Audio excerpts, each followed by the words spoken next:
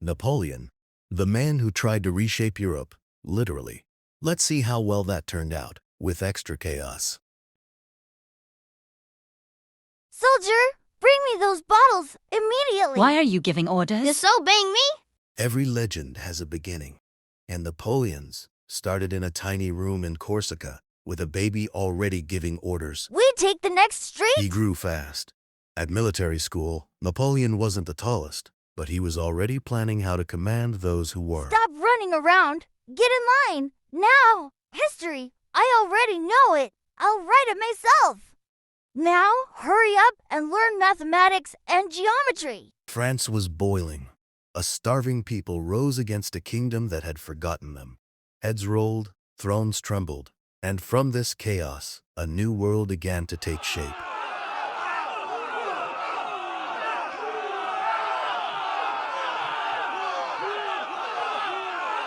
Napoleon was just a young officer, but even here in Toulon, his genius was impossible to ignore. Look closely. He's about to turn the tide of battle.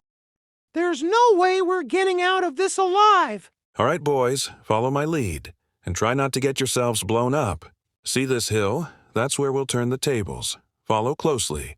For Napoleon, charge! For Napoleon! For Napoleon, charge! Well, soldiers, that wasn't so hard, was it? And just like that, the unknown officer became the new hero of France.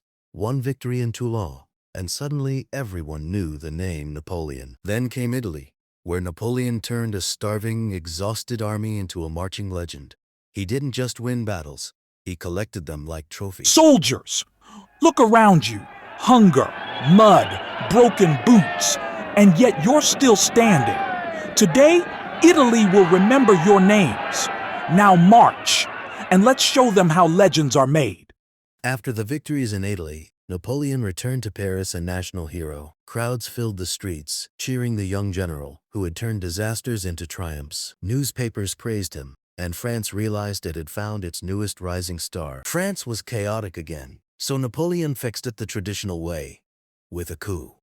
Gentlemen, no one can fix this broken kingdom. Relax, I'll fix everything. Starting with the crown. Napoleon wasn't just aiming for power, he was going for the crown.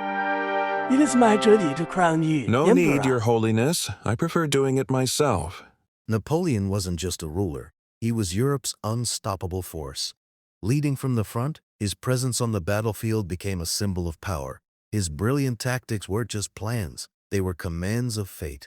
And Europe, one by one, it fell at his feet. But even the greatest can't escape the harsh winds of fate, because in the end, fate and pride never make peace. Russia will fall before winter. We march at dawn. And then, Napoleon marched east. 600,000 men, the mightiest force Europe had ever seen. He expected a quick victory, but Russia had a different plan. A plan of ice, silence, and endless miles of nothing. They left us nothing, not even a victory to take. Oh no, another empty city. Russia fights by disappearing.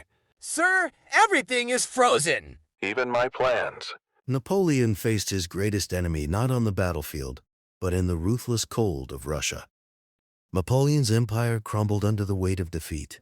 The once mighty emperor, now broken, was forced into exile, his dreams frozen in the harsh Russian winter. The cold was our only enemy. Exiled but unbroken, Napoleon's return was not just inevitable, it was the beginning of a new chapter in his relentless quest for power. The people have called me back. I return to lead them once more. At Waterloo, Napoleon faced the end.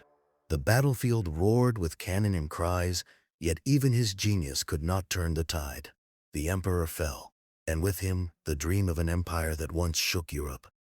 At Waterloo, the legend fell.